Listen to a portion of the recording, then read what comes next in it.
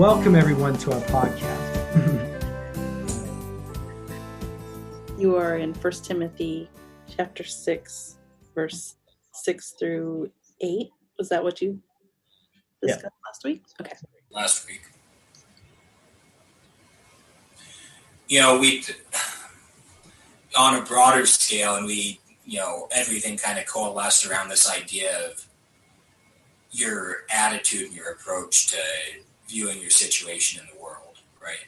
Which, carries over from, especially verse 3, right? Where people are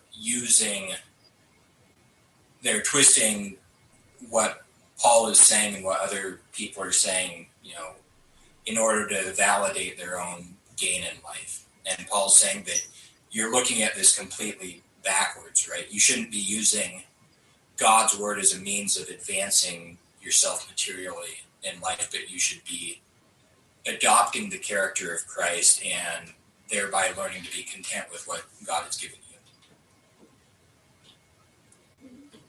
Yeah, and I think just to add on to the end of that, I think that even though that shouldn't be our motive, a lot of times there is even financial blessing. There's tons of blessing that comes along with the spiritual progress and the drive for the Lord, but that's not, if that's our main motive, we're going to find nothing actually. And so anyway, so just because there is material gain or any sort of gain doesn't mean that he's not present. That's not what it was about. Actually, he does have the ability to do that when we use our gifts wisely, right? He definitely has that. All right. Will somebody read 9, 10? No, just those two. Yeah, I don't want to get too ambitious. People who want to get rich fall into temptation and a trap, and into many foolish and harmful desires that plunge men into ruin and destruction. For the love of money is a root of all kinds of evil. Some people eager for money have wandered from the faith and pierced themselves with many griefs. Super famous saying, which is often misquoted as for money is the root of all evil, which obviously is not the case. It's the love of money. It's the motive going into it, right? The desire that's attached to it. Yeah, what do you think, Paul, in light of the other texts, especially continuing this thought process, what do you think he's getting at here, specifically for Timothy and the church of Ephesus?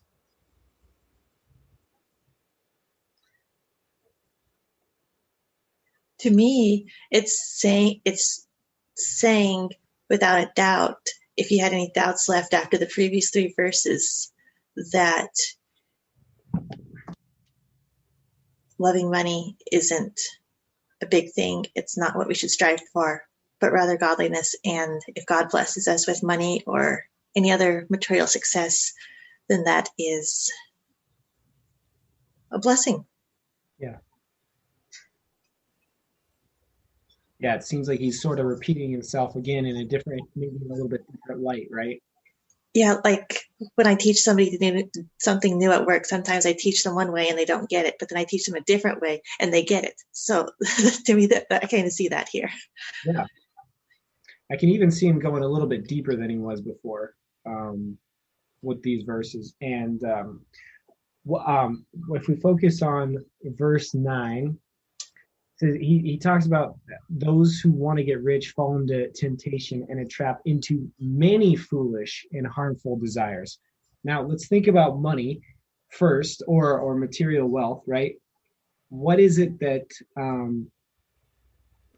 why do you want it?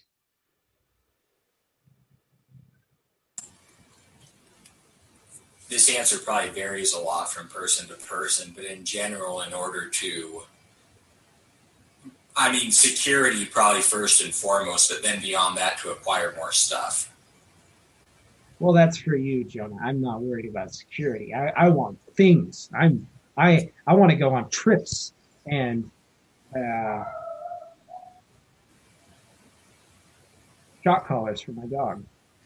Right. No, I've never.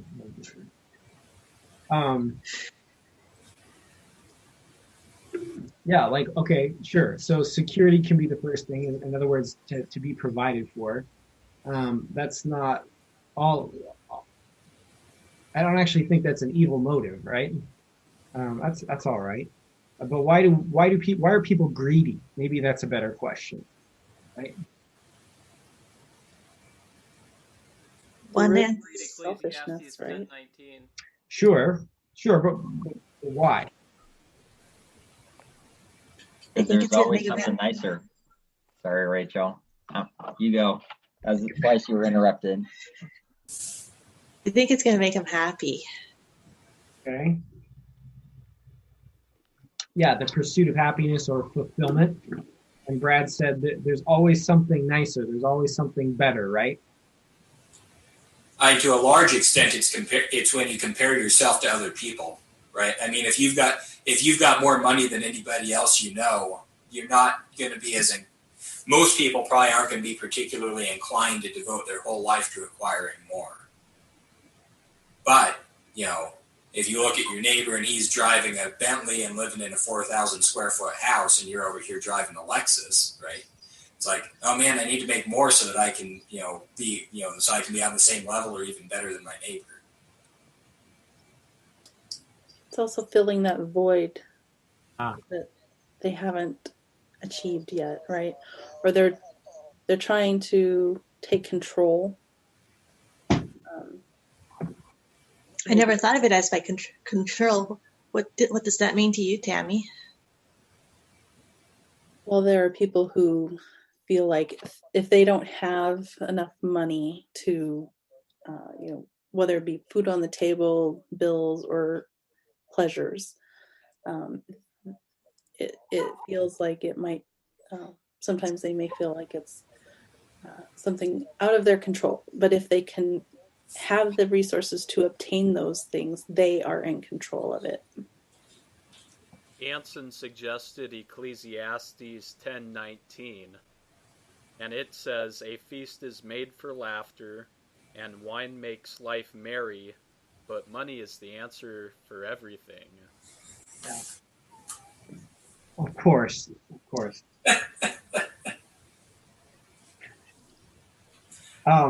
Okay, so what I've heard, I think there's more.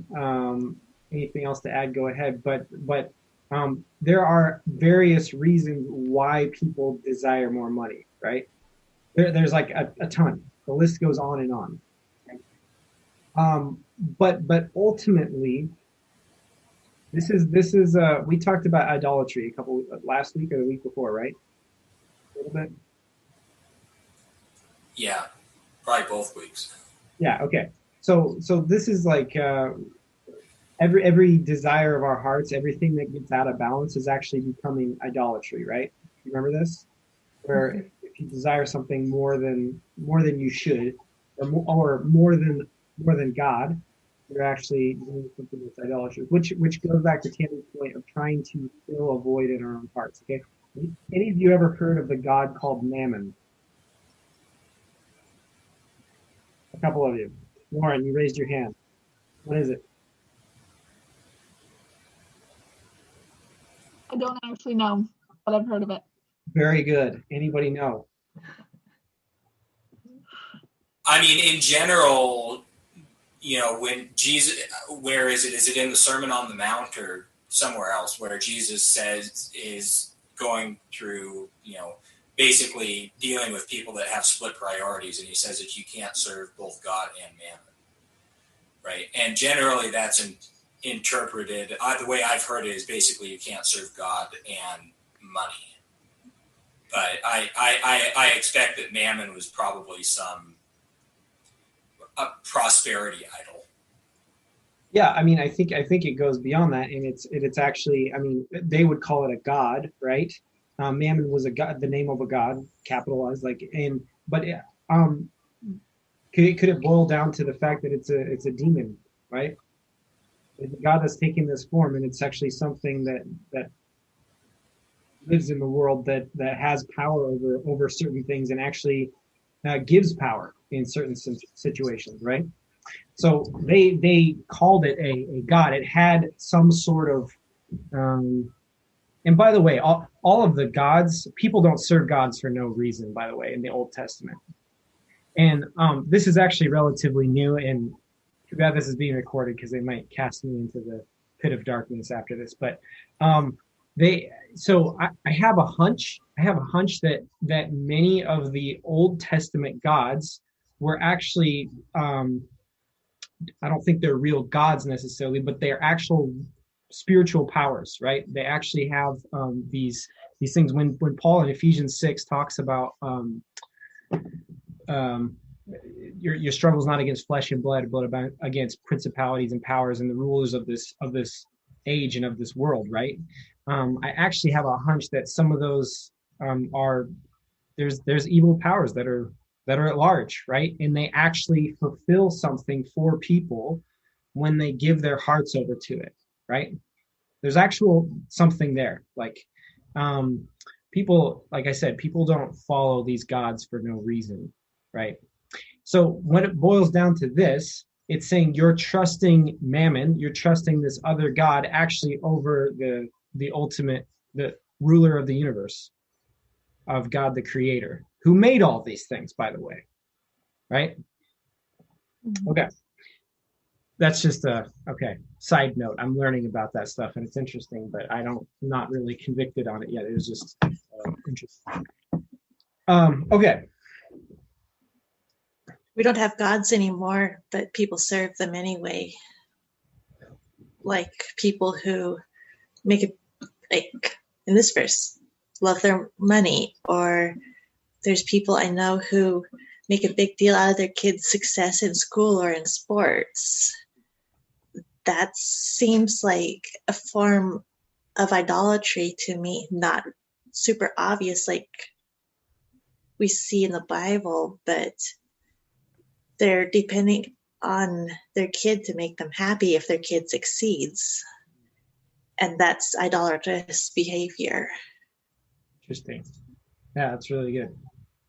It's really good. Yeah, we don't attribute it in our culture, right? We don't attribute it to gods because gods don't exist. We don't believe in a spiritual realm, right, in our culture. Like, and we say we do, but we actually subliminally, I mean, subconsciously, I think on another level, I don't think we believe really at all, whether we admit it with our mouth or not, because we just think, oh, the stuff doesn't really matter, it doesn't really affect us. But these are temptations and they're spiritual influences, and they lead us in a direction in our lives. By the way, the desires of our hearts, that actually is what leads us. We think, oh, if something gets in my head, no, look, you shouldn't have one more donut, don't you? Y'all know, like I know, but I do it anyway because I want it, right? And that's why the Bible says to guard our hearts above all other things, right? And our hearts are actually deceitful. They actually want the evil things, and we should actually guard this because we're desirous people. We were made to love. We were made to desire God. And when we put something else as a desire in there, we're going to actually chase after those things. And so we actually have to guard the desires of our hearts, right? We have to really be careful. Because actually that is, we think it's our mind that leads us, but you and I, we're not that smart. We're not that smart. What about that verse in Proverbs that says, for as a man thinks, so he is? Yeah, so this goes back to Rene Descartes' I think, therefore I am, but that it's just not true. Like that form of it. Okay, the Proverbs thing, yeah, sure. Like knowledge needs to be a stepping stone on the way to a greater. By the way, this is, I think, one of the idols of our culture is the pursuit of knowledge, right? We think that hyper intellectualism, or we think that if we're smarter than the other person, then we have some sort of power over them, which, you know, in some situations it's actually true. But the Bible doesn't really address that particular issue, but it talks more of like we talked about 1 Corinthians 13, right? About just if you don't love, you actually have nothing. Yeah. It's not that you can't think. It's like some of the most amazing people in my life, they're not the smartest people. They're the ones raising their hands. Wait, I don't really understand that, but they're the best people in life, right? We talked about EQ versus IQ the other week, right? And the more important thing is actually the EQ, actually in this life. Okay, so that didn't really answer your question, Rachel, but it's the sense that, well, knowledge is a good thing, but it's a stepping stone on our way to something greater, right? And we've elevated as to be the ultimate thing. Like knowledge is now the ultimate thing, and it's just not. It's good, but any good thing can even become an idol. Yeah, such as money. I think one of the things too, this is pointing back, is God had a purpose, and the mission is to show the world his character and his love. But we, throughout history, have fallen short of that, right? We turn away from the blessings and go towards the curses. And it's because we have basically profaned his name. We've tainted the character of God in sharing that with the world. That's the mission, right? Go share God's character to the world. And how are you going to share that love with others or the character of others if your perspective is distorted, right? That's going to relay that same distorted perspective of God's character to other people, and they're not going to want to have anything to do with it. Right. No, selfishness has never been attractive in anybody. It's gross. Like it repels people, right?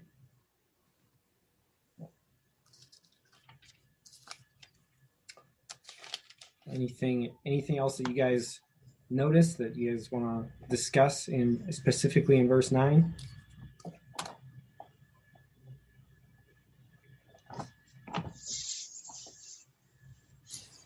I was listening to a finance video earlier today, and something like it's like almost 80% of people that win the lottery, you win the lottery, you get, however many millions of dollars after taxes ends up in your bank account, right? Within like 3 years, 80% of them end up filing for bankruptcy. Wow. Which, I mean, you always hear about those people, but to actually have, a solid stat like that, put on it, and we don't need to dive into all the reasons for it, but a lot of times people view, if only I had a little bit more money, then I could solve this problem in my life. Yeah. And that might be true, but, if looking at the experience of lottery winners is any indication, there's something more required beyond simply having the money that's required in order for people to feel successful, even on a, even discounting any sort of contentment or, spiritual aspect, right? Which I think there's some of that plays into it. But, there's a character that needs to be developed in order for you to manage anything wisely. Right. And I think, and that kind of plays into the bigger question, right? Which, people ask, well, why is there all this sin in the world, right? Why couldn't God just get rid of the sin? And, all of us good people go to heaven immediately, right? But in some respects, that's kind of like winning the lottery, right? Yeah. In that, all of a sudden you're blessed with all of this stuff, but, your own nature is going to impel you to abuse what you've been given if you don't understand the full value of it. And not just abuse the thing, abuse yourself, and you abuse other people. Actually, when you get to this state.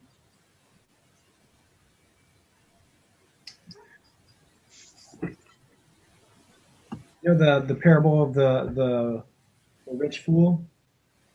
You guys aware of this? All right, let me read it for us. It's Luke chapter 12 and 13 through 21. It says, someone in the crowd said to him, "Teacher, tell my brother to divide the inheritance with me." Someone seeking money, right? Jesus replied, "Man, who appointed me a judge or an arbiter between you?" And he said to them, "Watch out, be on your guard against all kinds of greed. Life does not consist in abundance of possessions." And he told them this parable. The ground of a certain rich man yielded an abundant harvest. He thought to himself, "What shall I do? I have no place to store my crops." Then he said, "This is what I'll do. I'll tear down my barns and build bigger ones, and there I'll store my surplus of grain. And I'll say to myself, you have plenty of grain laid up for many years. Take life easy, eat, drink, and be merry." But God said to him, "You fool, this very night your life will be demanded from you. Then you will get what you have prepared for yourself. Then who will get what you prepared for yourself? This is how it will be with whoever stores up the things for themselves, but is not rich towards God." So this is actually the thing. Ellen White talks to us about in end times, and she says actually to not store actually lots of food like everybody's doing. Like don't store it, because she says because evil and greedy men will actually come in and steal it. He's just like don't, and that also like don't rely on that stuff, right? That's not actually, you're putting your trust also in material things, right? You're continuing to do this. And he's like, that's never where our trust should be. It's not that we shouldn't plan ahead, right? And like have some provisions, sure. I don't think that's what she's talking about. But to hoard up things is never, whether it's money, possessions, whatever it is, it doesn't work. It's intrinsically like it will end up destroying itself somehow and consuming you actually, because you're worried. You ever see these people where they get all this stuff and then they're so worried everybody's going to touch it that they can't even relax.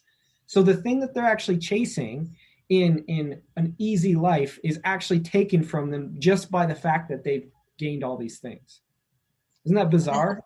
They don't have peace of mind. Oh. That kind of goes back to the Proverbs 31 woman to me. Like there's something, I forget all of the different details, but like she's planning ahead and doing all sorts of things, but she's not worried. Yeah. Because why? She trusts in God overall. Yeah. She's prudent, she's wise, but she's not consumed with having provisions. She's taking care of those to whom she is responsible to take care of. I feel like is one way of saying it. Yeah, and even if everything was taken from her, I mean, she's still okay. And that goes back to the verse we read last week. Was it in Philippians where he's like, "I know what it is to have a lot and nothing, and it just either way doesn't really matter." Like, we'll trust in the Lord either way. All right. So, for the love of money is a root of all kinds of evil. And it says, some people, eager for money, have wandered from the faith and pierced themselves with many griefs.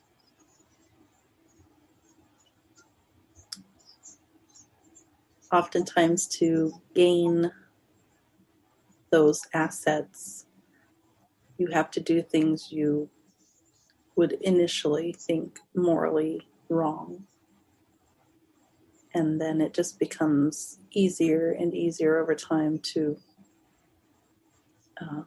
waive your morality in a way. A Christmas Carol comes to mind here, right?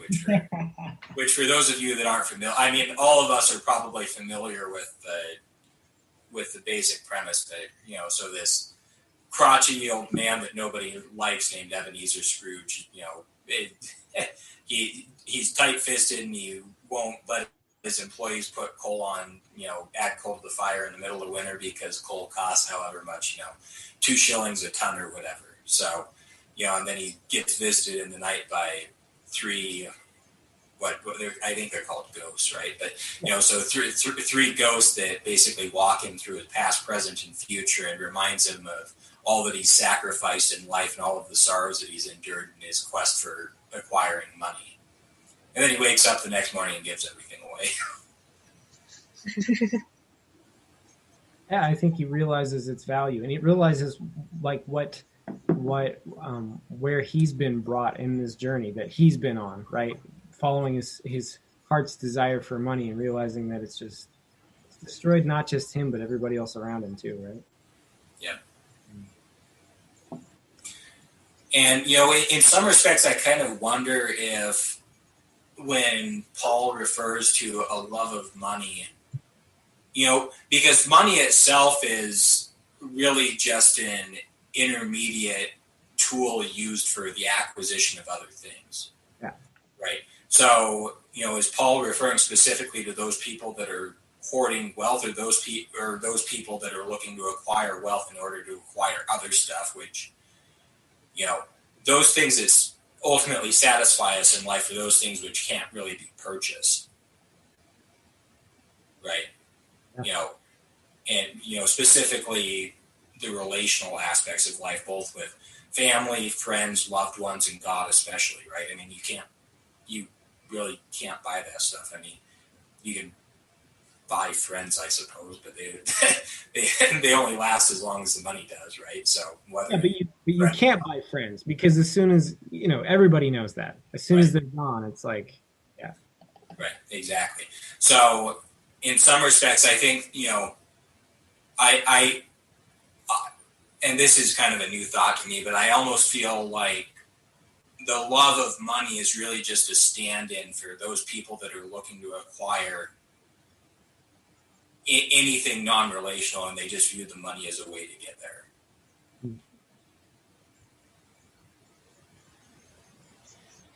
So yeah, the term.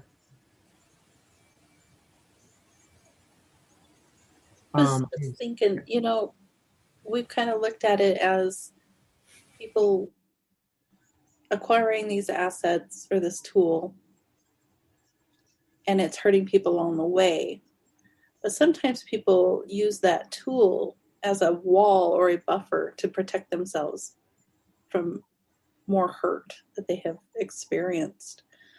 And I think that is another angle of this, where it can still be a hindrance, to yourself, and again then to others. Mm-hmm.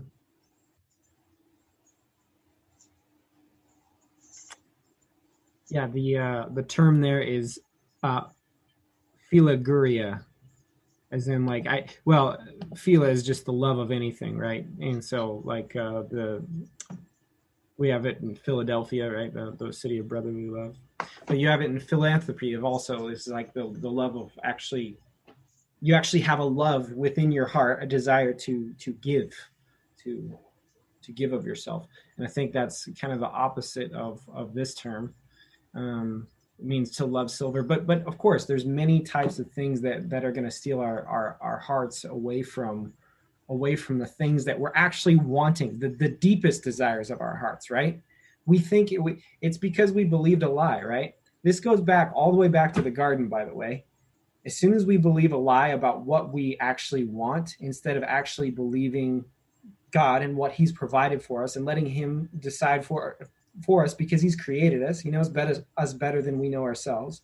As soon as we desire something other than that, we're going to try to take it through unnecessary means, right? We're going to go against him. And this is where the covetousness comes in, right? This is where the greed started back in the garden, where we saw something, we wanted more than what God had given us, right? There was a desire for something more, which ultimately boils down to a lack of trust in the Lord. Mm-hmm. All right. Well, it is almost 7. Do we have any other thoughts on this before we start our final charge next week to Timothy? Does anyone have the answer to my riddle or question, trivia question? Remind us. Where was the first food fight in the Bible? Cain and Abel? No. Zechariah 5:1. Then I turned and lifted up mine eyes and looked, and behold, a flying roll.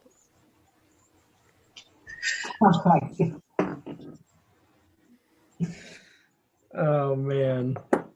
Trivia, That was a stretch. trivia That's question. going to be on Jeopardy, Bible Jeopardy. No kidding.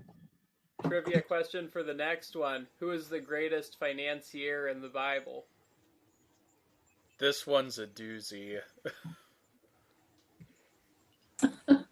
David or Solomon right off the top of my head. Tune in next week, right? That's Yeah. right. Yeah, that's our that's our hook for next week. If you want to find out. Oh man. All right. Well, Anson, because you have the answer to that, you want to pray for us? Okay. Dear Lord, thank you for allowing us to meet together and dive deeper into your word.